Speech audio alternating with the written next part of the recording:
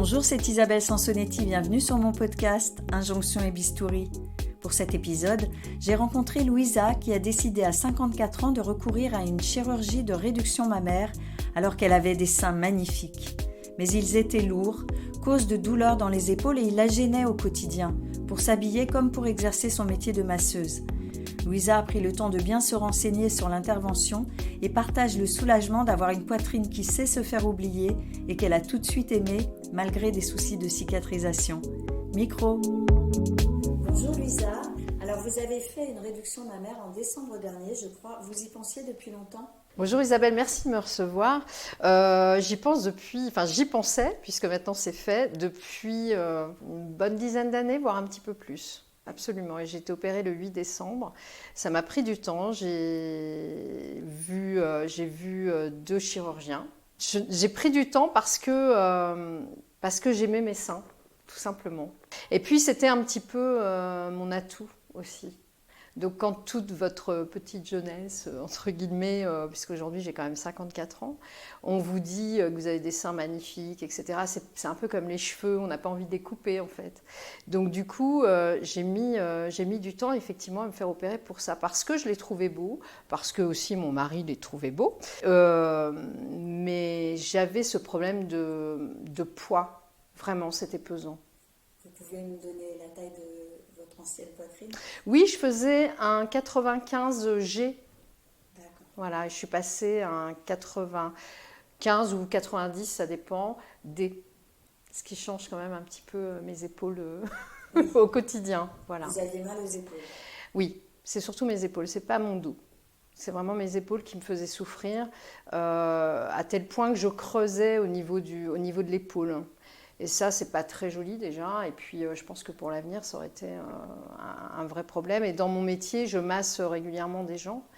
Dans mon métier, c'était aussi un problème. J'avais une vraie gêne. Voilà. Qu'est-ce qui vous gênait ? Alors, leur corpulence, quand je masse, parce que parfois, il m'arrivait de toucher les gens avec ma poitrine sans le vouloir, par exemple. Donc sur un massage visage notamment, il fallait que je fasse attention. Donc, ma posture de dos, ma posture de bras n'était pas naturelle, liée justement à ma grosse poitrine. Voilà. Donc ça me gênait. Et puis les mouvements au quotidien peuvent être gênants, quoi. L'espace qu'on prend. En fait, tout change dans l'espace quand on a une grosse poitrine. Oui.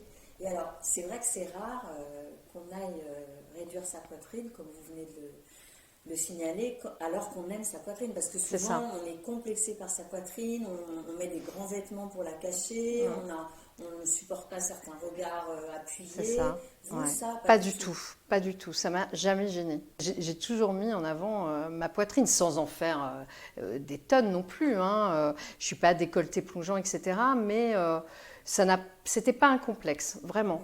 C'était pas un complexe. Voilà. C'était plus un atout de séduction. C'était plus un atout de séduction, mais n'empêche que j'en parlais tout le temps. Ah oui ? Je parlais de ma poitrine tout le temps. C'est-à-dire C'est-à-dire que mes amis qui me connaissent très bien et depuis des années doivent rire d'ailleurs en écoutant ça, parce que je crois qu'il n'y a pas une journée où je ne parlais pas de ma poitrine. Par exemple, si je partais m'acheter des vêtements avec elle, essayer des vêtements, ou ah oui non mais ça je pourrais pas, le maillot de bain maintenant cet été j'oublie, ça je vais pas pouvoir le mettre parce que c'est trop petit, ça c'est impossible avec ma poitrine, ça je peux pas, etc. Ça faisait partie de mon quotidien. Oui, donc c'était quand même une gêne en tout cas pour s'habiller. Pour s'habiller, ça c'est sûr. Mais pas un complexe, mais une gêne pour m'habiller. Et typiquement le matin aussi, tous les matins, la question de quel soutien-gorge je vais mettre. Et on finit par mettre toujours le même soutien-gorge, moche.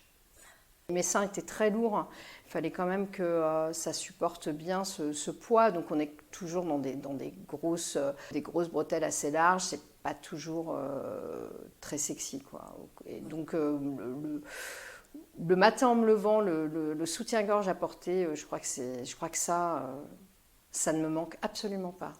Et donc la seconde chose qui vous a fait hésiter, vous l'avez dit tout à l'heure, c'est que votre mari aimait votre poitrine d'avant. Donc quand vous lui avez annoncé que vous alliez quand même aller vous faire opérer, il a dû être un petit peu inquiet ou... Un peu inquiet, mais très honnêtement, il m'a toujours soutenue. Voilà. Son mot, c'était de me dire, bon, je trouve que la nature est bien faite. c'était drôle et joli, mais en même temps, voilà, ça fait 20 ans qu'on est ensemble et je pense que ça fait 20 ans, voire un petit peu moins, mais bon, qu'il entend parler de ça. Quoi. Donc, il sait que c'est compliqué. Il sait que c'est compliqué, il savait que j'avais envie de me faire opérer. D'ailleurs, c'est lui qui... Vous savez, quand on arrive à la date butoir, on a un petit peu peur en fait. Donc j'étais dans l'hésitation et j'étais presque prête à annuler l'opération 3 semaines avant. Et c'est lui qui m'a dit non, là, tu n'as pas le droit, tu peux pas. Là, tu as fait tout ce que tu devais faire, tu m'en parles depuis tellement d'années, tu peux pas reculer. Donc il m'a plutôt soutenu vraiment, ouais. Non, il est super, j'ai un super mari. Et alors, à qui vous aviez parlé de ce désir d'opération à part votre mari ? Oh, je pense à toutes mes amies, hein, ma famille, mes amis. Non, je pense que tous les gens proches de moi le savaient. Hein. Oui. Ouais. C'était plutôt, ils comprenaient ? Non, pas tous. Non, pas tous. Une de mes sœurs a déjà fait cette opération. Elle a déjà été opérée. Non. Je ne sais pas si ne pas comprendre, c'est le mot. En tous les cas, je pense qu'ils ne voyaient pas le problème. Je pense que c'est plutôt ça, quoi. Mais vous avez commencé à en parler, par exemple, quand vous étiez ado, à votre mère ou... Non, parce que ado, j'ai pas eu cette poitrine-là. Non, j'ai pas eu cette poitrine-là tout de suite, en fait. J'ai commencé à avoir des problèmes avec ma poitrine il y a, je dirais, 20 ans, à peu près. Ouais, 20 ans. Est-ce que c'est lié aux grossesses ? Oui, aux grossesses. Et puis, j'étais très mince et il y a eu une prise de poids. Et puis là, j'anticipe un peu la ménopause. Parce que la ménopause nous fait quand même prendre de la poitrine, je trouve. Voilà. Enfin, en tous les cas, les personnes à qui j'en parle, souvent, et qui sont ménopausées, me le disent. De toute façon, malgré certaines réserves de vos proches, de toute façon, c'est quelque chose que vous avez fait pour vous. Donc, vous n'avez pas été freinée. Non. Puis je suis quand même une personne assez déterminée. Hein. C'est un peu compliqué de me faire changer d'avis. Hein. Non. Et puis là, comme vous dites, c'était exactement... Enfin, c'était pour moi. C'était un projet personnel, ouais. Et alors, finalement, vous avez pris rendez-vous avec une chirurgienne. Comment vous l'avez trouvée ? Alors, dans le cadre de mon métier, je reçois des femmes très régulièrement et certaines ont subi, entre guillemets, des interventions chirurgicales, esthétiques ou autres, dont des réductions mammaires. Et j'en ai vu pas mal, en fait, qui avait été réalisée par cette chirurgienne. Et c'est super parce que ces clientes, on en parlait assez facilement, puisque j'en parlais aussi à mes clientes. Hein. Je parlais de ma poitrine et du fait que j'avais envie de réduire ma poitrine. Donc elles me montraient facilement leur poitrine. Enfin, j'ai vu des résultats absolument splendides de poitrine refaite par cette chirurgienne. Donc là, j'entendais trop parler d'elle. Il me fallait son nom. Oui. En plus, c'est la meilleure piste. On parle du bouche à oreille comme étant le meilleur moyen de trouver un chirurgien dans lequel on peut avoir confiance, puisqu'on a vu le résultat sur d'autres personnes. Et donc, vous l'avez vu. Comment je l'ai vue. Elle expliqué l'intervention. Elle a tout de suite compris votre demande. C'est difficile de s'imaginer sa poitrine d'après, en fait, non ? Alors, bizarrement, je l'ai tellement imaginé, ma poitrine, avec des bonnets en moins, que j'avais quand même une idée assez précise. Mais en revanche, oui, j'avais besoin d'explications et de détails.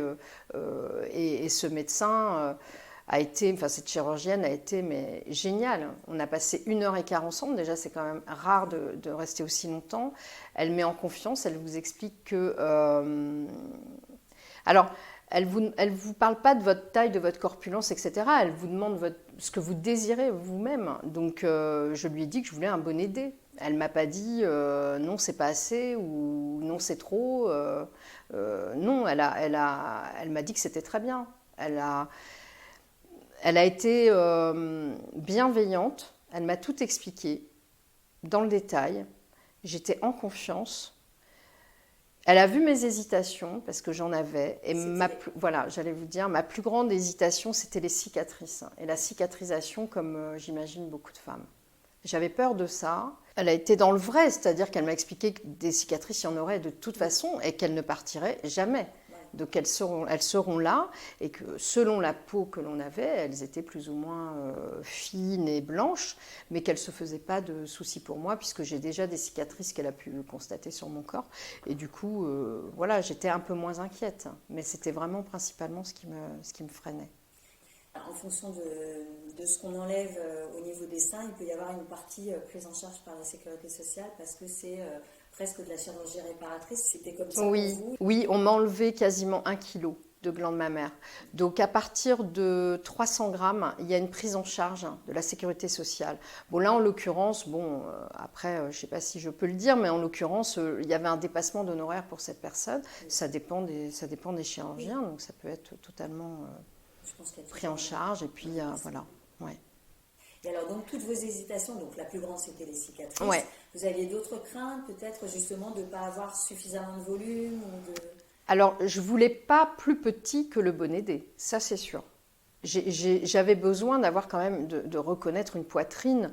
J'ai déjà fait un bonnet D, ça me convenait parfaitement et j'aime la poitrine. Donc, je ne pouvais pas ne pas avoir plus petit, je pense que sur moi... Et physiquement et moralement, ça ne m'aurait pas convenu. Donc j'avais peur aussi de ça. Et puis alors, c'est pas du tout, je ne suis pas du tout déçue. Pas du tout déçue. Donc vous avez été opérée, vous êtes restée une nuit à l'hôpital ou en fait Oui, j'ai été opérée, je suis restée une nuit à l'hôpital sans douleur. J'ai dû prendre 3 dafalgan en tout depuis que j'ai été opérée. Donc c'est absolument pas douloureux, un très bon réveil pour ma part. Alors moi j'adore être anesthésiée, c'est pas du tout un problème, j'ai pas peur de ça. Voilà, donc non, tout s'est très bien passé au sein de la clinique. Et les suites, après c'est pas trop ennuyeux, contraignant Il y a 3 semaines d'arrêt, on reste tranquille, c'est mieux parce que les cicatrices, on évite les désunions et les déchirures, etc. Donc on évite de porter. Donc mon mari était là, il a été à mes petits soins pendant 3 semaines, je n'ai quasiment rien fait. Je ne suis pas restée allongée, hein. On peut bouger, on peut faire des choses, hein. Mais c'est vrai qu'on évite de faire trop d'efforts. Et je crois d'ailleurs on reste que vous tranquille. avez eu un Oui. petit souci de cicatrisation. C'est ça, j'ai eu une désunion au niveau du mamelon. Donc du coup, ça a pris un petit peu plus de temps pour cicatriser. C'était pas très inquiétant. Moi, je m'inquiétais un petit peu au départ quand même. Mais finalement, ça s'est résorbé avec quelque chose de très naturel qui s'appelle le miel. Oui. Et c'est comme ça que vous avez massé vos cicatrices? Alors, c'était pas du massage, j'appliquais du miel sur la désunion en fait, avec un pansement bien spécial. Et ça, c'est sur les conseils de ma chirurgienne. Hein. Ok. Et vous aviez une infirmière la première semaine parce que oui. C'est ce que vous m'avez dit, en fait, vous m'avez contacté parce que vous aviez écouté l'épisode de Laurie, donc que j'ai interviewé également et qui s'était fait également opérer pour réduire sa poitrine et qui avait eu des gros problèmes de cicatrisation parce qu'elle n'avait pas été accompagnée sur les soins post-opératoires. Absolument, j'ai eu des soins infirmiers tous les jours pendant 15 jours. Et puis à un moment donné, j'ai vu quelque chose, qu'il se passait quelque chose au niveau du mamelon.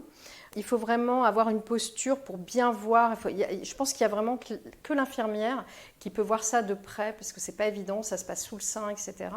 Enfin, sous le sein ou au niveau du mamelon en ce qui me concerne, mais il peut y avoir des désunions aussi sous le sein.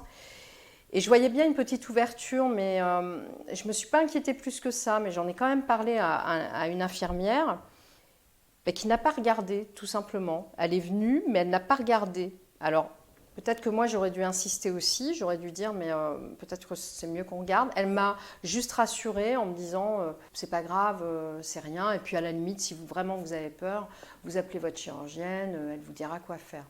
Bon. J'ai pas appelé tout de suite, je suis partie à Venise avec mon mari et en fait j'ai vu que ça s'aggravait, que ça s'ouvrait un peu plus et finalement il y a eu des unions donc c'est dommage. Je pense qu'il faut être vraiment très attentif sur ces soins. Voilà. Oui, c'est sûr. Oui, d'autant que c'est pas évident pour soi parce qu'on ne sait pas forcément si c'est une cicatrisation normale ou pas. Enfin, mais c'est difficile de le juger soi-même, on ne sait pas vraiment l'évolution d'une cicatrice, par quoi ça doit passer. Absolument, on ne sait pas, on ne sait rien. Donc, est-ce que c'est normal, pas normal? C'était ma demande. Et a priori, il n'y avait pas plus d'inquiétude que ça. En fait, je desquamais au niveau du mamelon. C'est arrivé d'abord comme ça. Et quand on desquame du mamelon, ou de la peau du sein en général, il faut quand même s'inquiéter. Ce n'est pas forcément tout à fait normal, finalement. Donc, du coup, vous avez contacté la chirurgienne? Du coup, j'ai contacté le service des urgences en chirurgie esthétique dans la fameuse clinique où j'ai été opérée. On m'a pris en charge immédiatement. J'ai envoyé des photos parce que je n'avais pas le choix. Je n'allais pas aller là-bas. C'était un dimanche, je crois. Puis je partais ensuite. Bref. Et donc, j'ai envoyé une photo et on m'a immédiatement contactée avec une ordonnance, des soins un petit peu plus appropriés. Et je suis partie avec ça à Venise. Comment être cicatrisante, j'imagine. Alors, oui, il fallait continuer dans les gestes que j'avais fait au départ, puisque vous avez des soins pendant 15 jours et ensuite vous êtes censé arrêter et laisser les choses se faire. Bon, bah là, en l'occurrence, j'ai dû reprendre les soins. Donc, j'ai eu un mois de soins supplémentaires, alors que normalement, en 15 jours, c'est réglé. Durant cette période, est-ce que vous vous êtes dit, oh là là, qu'est-ce que je suis allée faire Jamais. Non, jamais, parce que j'avais confiance. J'ai vu ensuite, après Venise, j'ai revu la chirurgienne. Donc elle a constaté, elle m'a dit, effectivement, vous cicatrisez un petit peu plus lentement que les autres. Mais elle était confiante, elle m'a dit, vous allez voir, la nature est vraiment incroyable. Dans 8 jours, vous verrez plus rien. Tout sera complètement refermé grâce au miel. Et effectivement, ah oui, c'est génial. Et effectivement, ça s'est complètement refermé et on voit quasiment plus rien. Et vous aviez eu les seins bandés après l'intervention? En fait, on vous applique des gros pansements et puis vous avez une brassière, c'est tout. Donc le sein est gonflé. Non. Et alors, vous avez tout de suite aimé votre nouvelle poitrine une fois l'épisode de cicatrisation un petit peu longue passé. Est-ce que vous avez tout de suite aimé? Parce qu'on dit que même quand on est satisfait du résultat, on peut avoir un temps d'adaptation parce qu'on n'a plus, vous parliez de taille tout à l'heure, on n'a plus tout à fait le même corps, donc forcément, on doit se refaire son schéma corporel. Donc, encore une fois, alors je ne sais pas si c'est moi qui fonctionne comme ça, mais je les avais tellement voulu, je les ai tellement imaginés que j'avais l'impression que c'était là depuis longtemps. Donc non, j'ai pas eu besoin d'essayer de m'accommoder de cette nouvelle poitrine. Elle était là. Alors elle n'était pas merveilleuse parce qu'effectivement il faut le temps un petit peu à la poitrine de prendre sa forme, etc. Mais non, j'ai pas eu de problème avec ça. J'ai reconnu mon corps en fait. Qu'est-ce que ça a changé finalement? Ça change que. Vous avez tout de suite vu les bénéfices? Oui, je n'ai plus de poids sur les épaules. Je ne sens plus ma poitrine en fait. Donc c'est du bonheur, c'est de la légèreté au quotidien. C'est le plaisir de remettre des jolis sous-vêtements. Alors on ne les remet pas tout de suite, le premier mois. Enfin, c'est pas possible immédiatement parce que les cicatrices sont quand même un petit peu. C'est pas douloureux, mais c'est gênant. Et puis on évite les baleines, etc. Donc je me suis acheté des jolis bodys sans armature. Donc j'ai eu plaisir à remettre des beaux sous-vêtements ou pas du tout. C'est-à-dire que là, aujourd'hui, le bonheur pour moi, c'est de ne pas mettre de soutien-gorge. Ouais. Et je le fais, sans problème. Ce qui n'était pas du tout envisageable. Impossible. Enfin, je pense que ça aurait été très vulgaire. Honnêtement, sur moi, ça aurait été très vulgaire. Et puis pas très joli, il faut quand même le dire. Là, ça tient. Les gens pensent que je dois avoir un soutien-gorge, en fait, alors que j'en ai pas. Et est-ce que le regard des autres a changé, notamment parfois, quand on a une poitrine forte, on attire, malheureusement, ce que disent certaines personnes, parfois des regards dont on pourrait se passer, on va dire, des regards masculins notamment, enfin surtout peut-être en tout cas, les toutes jeunes femmes, parfois, c'est ce qui les complexe aussi, parce qu'il y a vraiment... Non, je ne vois pas la différence. Je vois pas la différence, je crois que même, j'ai l'impression que dans mon entourage, les gens ont oublié que j'avais fait cette opération. Donc il n'y a pas de focus sur ma poitrine. Oui, parce que du coup, elle vous correspond totalement. Oui, je pense que ça va avec ma morpho. Enfin voilà, il n'y a pas... Et puis encore une fois, moi, les regards m'ont jamais dérangé. Donc, et puis j'étais pas... on regardait pas ma poitrine aussi intensément que cela. C'était pas non plus désagréable à ce point-là. Et est-ce que votre mari aussi, il a accepté cette nouvelle, en tout cas, est-ce qu'il a été déstabilisé ou est-ce que finalement non, pas du tout? C'est marrant parce que là, je lui ai posé la question il n'y a pas longtemps. Je lui ai dit, est-ce que tu te souviens de mes seins d'avant? Il me dit non, je les ai complètement oubliés. Alors je pense que c'est aussi pour me rassurer quelque part, peut-être, je ne sais pas. Mais non, il les a complètement acceptés. Aucun problème. Oui, comme quoi ce qu'on vient de dire, c'est que c'est vraiment votre poitrine. Oui, et puis je pense que si vous êtes bien dans votre peau, dans votre corps, c'est tout ce que demande votre conjoint, enfin, il me semble. Voilà. C'est certain. Donc, au niveau, on a parlé lingerie, est-ce que vous avez aussi changé votre façon de vous habiller, mis des hauts que vous ne portiez pas avant, des t-shirts que vous ne portiez pas avant, ou finalement non, vous êtes resté la même et avec les mêmes goûts et puis... Alors, comme c'est assez récent, finalement, ça date du 8 décembre, c'est pas si vieux que ça. Donc, janvier, février, non, j'ai rien changé. En revanche, là, je suis partie au Maroc la semaine dernière, je suis revenue jeudi et je me suis offert un maillot de bain spécialement pour l'occasion. Et ça faisait bien longtemps que je n'avais pas acheté de maillot de bain sans bretelles. Enfin, voilà, donc oui, ça c'est hyper agréable. Donc ça tient tout seul, c'est du bonheur.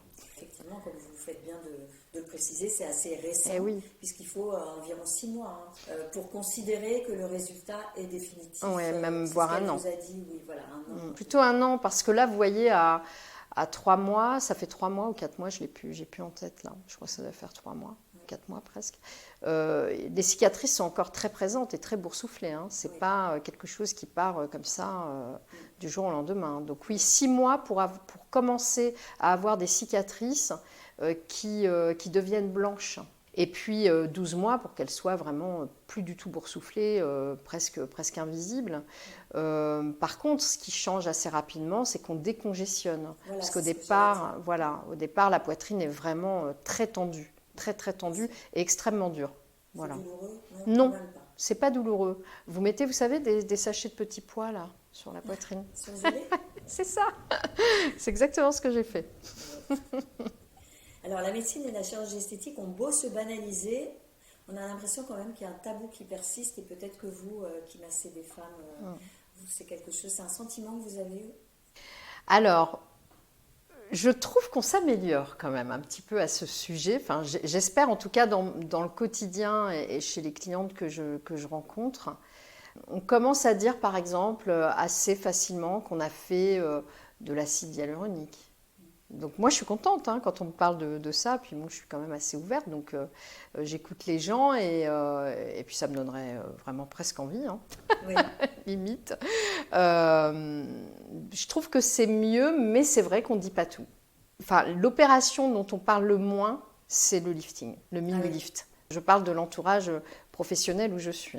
Mais il me semble que quand même, ça devient un petit peu moins tabou. Quand vous m'avez contacté, vous m'avez dit oui, j'aimerais vraiment bien témoigner sur la réduction mammaire parce que c'est moins glamour. On parle toujours d'augmentation mammaire et voilà, faire réduire sa poitrine, ça vous semblait moins glamour. Mais exactement, c'est vraiment pour ça que je suis là. Parce que le podcast que j'ai entendu, donc je me souviens plus, c'était Laurie, pardon. Laurie m'a fait prendre conscience qu'effectivement, on n'en parle pas assez. On parle, oui, c'est vrai, d'augmentation mammaire, parce que oui, c'est vrai, c'est hyper glamour, on imagine tout de suite la belle poitrine, etc. La réduction mammaire, il y a un côté opération, cicatrice, il y a un tabou aussi, c'est est-ce que cette poitrine va être vivante finalement ? Parce qu'à partir du moment où on est opéré en réduction mammaire, il y a un risque que cette poitrine ne soit plus sensible. Et ça, c'est pareil, c'est pas du tout glamour. Et ça, alors, c'est un risque que la chirurgienne vous avait... Absolument. Moi, c'était aussi ma crainte. Oui. Je ne voulais pas d'une poitrine morte. Je préfère avoir une poitrine comme elle est, vivante, plutôt qu'une poitrine qui ne réagit plus. Voilà. Donc ça, c'était ma crainte. Elle m'a rassurée aussi à ce niveau-là. Mais je voulais témoigner de cette opération parce que depuis que je parle de mon opération à certaines de mes clientes, je me rends compte qu'elles en ont envie. Elles m'ont demandé, elles m'ont posé plein de questions. Et on ne voit pas sur Internet ce qui se passe réellement sur une réduction mammaire. Oui. On ne vous montre que des dessins, mais pas des vraies images. Oui, des avant-après. Oui. Exactement. Des avant-après, mais pas toujours des vraies images. Oui, avec des fils, voilà, non, mais des dessins. On vous montre une poitrine dessinée aussi. Là, ce que je voulais... Alors, j'ai fait des photos de ma poitrine. Je continue, je vais voir.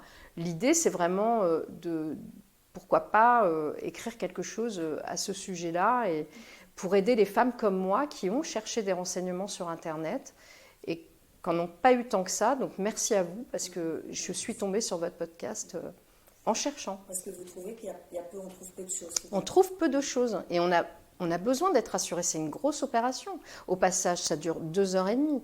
Vous êtes anesthésié presque 4 heures. C'est quand même quelque chose d'important. Et puis les résultats. On a envie de savoir s'il y a des gros plantages, par exemple. Donc, et on mesure un peu plus le risque en voyant, en ayant des images. Oui. Et alors, vous parliez de la sensibilité. Après, oui. Votre chirurgienne vous a rassuré, mais après, c'est quelque chose, ça peut être un aléa. Bon, ceci dit, la plupart du temps, ça peut être une perte passagère de sensibilité. C'est ça. A priori, c'est rare de ne jamais retrouver de sensibilité. C'est ça. Des seins. Au départ, c'est normal. On a effectivement beaucoup moins de sensations. Moi, j'ai la chance d'avoir senti ma poitrine quasiment instantanément. Voilà, j'ai pas eu ce problème-là. Après, il y a quand même une petite perte de sensibilité malgré tout. Et au fur et à mesure du temps, effectivement, on récupère, peut-être pas la totalité, mais un bon pourcentage de sensibilité. Mais comme vous le disiez, oui, il y a des femmes qui ne récupèrent pas du tout. Alors, est-ce que vous avez le sentiment que vous avez pris votre décision seule? Évidemment, on est sur le podcast Injonction et Bistouri, donc c'est un thème qu'on évoque à chaque fois, le poids des injonctions, parce que ces injonctions servent à expliquer le recours à la chirurgie esthétique pour un certain nombre de personnes. Vous, est-ce que vous avez l'impression vous êtes senti obligé de faire cette intervention? Alors, je pense qu'avec tout ce que je vous ai dit, la réponse est non. J'ai vraiment pas du tout été influencée par qui que ce soit. La décision, elle vient purement et simplement de moi. Par contre, ce qu'on m'a souvent dit, et ça, c'est pareil, je tiens à le dire parce que je trouve ça énorme, qu'on puisse me dire, par contre, ne fais pas trop petit, parce que quand même, par rapport à ta morphologie, non, en fait, on fait ce qu'on veut. Oui.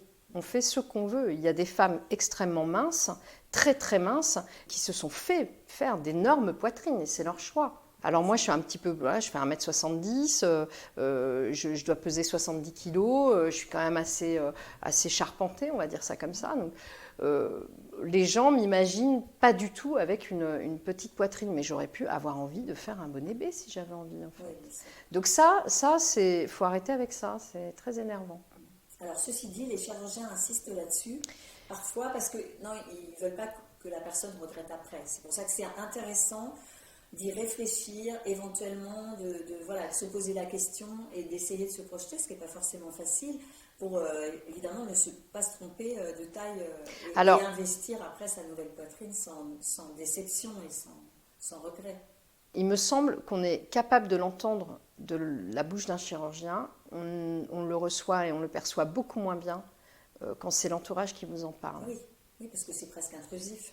C'est ça, et puis,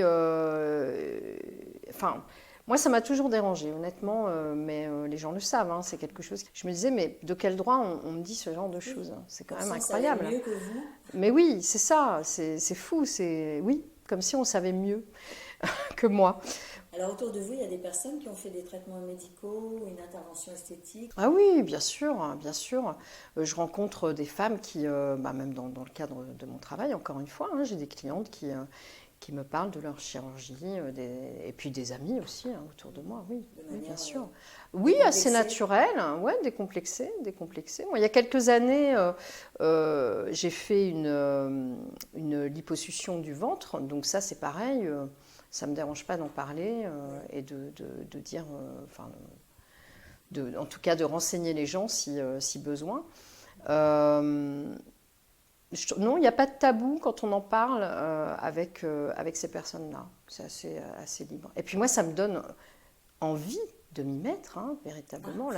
J'allais vous poser la question, parce qu'on me dit souvent le fait d'aller faire une intervention, donc a priori vous c'est la seconde, puisque vous avez fait une hypoaspiration au niveau du ventre, mais on dit que ça décomplexe et qu'éventuellement, peut-être ça permet d'envisager de recourir à d'autres traitements. Donc qu'est-ce que vous envisagez? Ah, mais alors moi j'adorerais faire un lifting cervico-facial. Un mini lift, pas le lift complet, mais j'adorerais faire ça pour gagner une petite dizaine d'années. Ça ne me dérangerait pas du tout. Et côté médecine esthétique, c'est pas quelque chose que vous faites, par contre, des injections? Ah non, moi je... Ah non. Donc en fait, a priori, vous, avant l'intervention, vous aviez eu toutes les infos voulues. Vous n'avez pas regretté de ne pas savoir ci ou ça?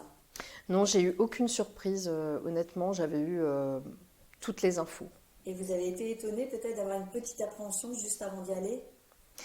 Oui, alors justement, j'ai envie de dire à celles qui souhaitent se faire opérer, qui hésitent encore un petit peu, alors même si je ne représente pas toutes les femmes de la Terre, je dirais que il faut pas avoir peur, que ça ne fait pas mal du tout.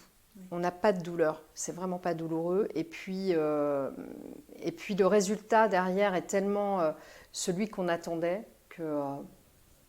Si on Voilà, a bien réfléchi. si on a bien réfléchi, mais d'ailleurs la chirurgienne me l'a dit, 99,9% de ses patientes lui ont toutes dit, mais pourquoi je n'ai pas fait ça avant? Et ça, vous l'avez dit aussi, vous? Oui, honnêtement, oui.